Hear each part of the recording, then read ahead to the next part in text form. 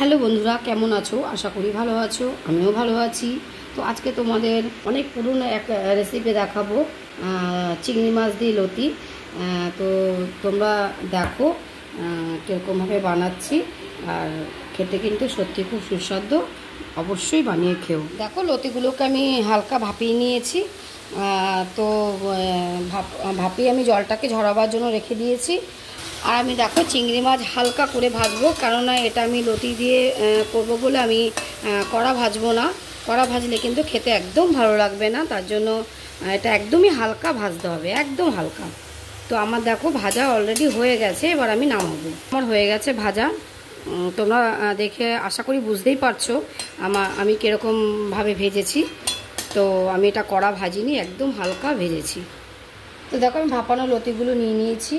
আর আমি এখানে সর্ষে আর পোস্ত আর কাঁচা লঙ্কা, ঝালটা তোমরা তোমাদের মতন ব্যবহার করবে, কারণ আমি আমার মতন ব্যবহার করেছি। আমি এর সাথে একটু গুঁড়ো লঙ্কাও ব্যবহার করব, সে বুঝে আমি লঙ্কা দিয়েছি। তো তোমরা সে বুঝে অবশ্যই লঙ্কা দিও। আর দিলাম হলুদ, গুঁড়ো লঙ্কা। আবারও বলছি, ঝালটা তোমরা তোমাদের মতন খাবে। আর সত্যি বলতে এগুলো না একটু ঝাল হলে না একটু ভালো লাগে। কারণ এসব রান্না করতে একটু সমস্যা হয় ঠিকই, কিন্তু খেতে কিন্তু খুব সুস্বাদু। আমি 4টে কাঁচা লঙ্কা চিড়ে দিয়ে দিলাম। এবার আমি এটাকে মাখবো। সামান্য একটু চিনি দেবো। তো দেখো 2 চামচের মতন আমি চিনি দিলাম। এটাকে আমি ভালো মতন একটু মাখবো। কম বেশি সবাই এগুলো রান্না করতে অবশ্যই জানে, কিন্তু সবার রান্না সবার মতন মিল খায় না ঠিকই। তাই জন্য একটু দেখানো। তোমরা রান্না করে খেও, সত্যি খুব সুস্বাদু একটা জিনিস, পুরনো জিনিসের একটা খাবার এটা। আশা করি এই জিনিসটা সবাই পছন্দ করে, ছোট থেকে বড় অবধি এই জিনিসটা পছন্দ করে। আর দেখো আমি নুনটা তখন দিতে ভুলে গিয়েছিলাম, তো যার জন্য নুনটা আমি এখন দিলাম। তো নুনটা দেওয়ার পরও ঠিক আর একটু ভালো মতন মেখে নেবে। তোমরা আগে দিয়ে দেবে, তার জন্য ডবলভাবে মাখতে লাগবে না, আমাকে ডবলভাবে মাখতে হলো নুনটা দেওয়ার জন্য। আর দেখো আমি মশলা ধোয়া জলটা আমি একটু দিয়ে দিলাম, একদম অল্পই। তো দেখো আমি মাছ যে ভেজেছিলাম সেই তেলটাই আমি ব্যবহার করছি। আর এর মধ্যে আমি আর একটু তেল দিচ্ছি। এই রান্নাতে সত্যি বলতে তেলটা একটু বেশি লাগে, না হলে খেতে ভালো লাগে না।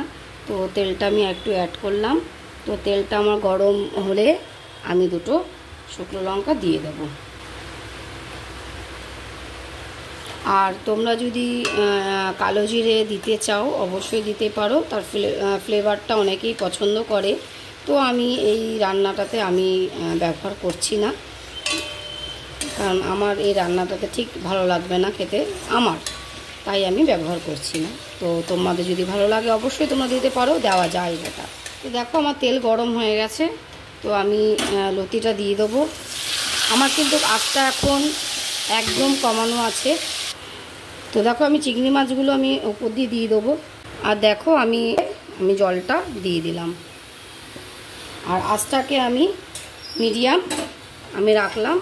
একটু নেড়ে এবার আমি ঢেকে রাখবো, কিন্তু মাঝখানে মাঝখানে একটু তুলে দেখতে হবে অবশ্যই।